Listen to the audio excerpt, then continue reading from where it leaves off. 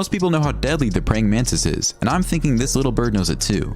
Because as much as it flies back and forth, trying to find an angle to attack the killer insect, it never comes close enough for the mantis to deliver its final blow.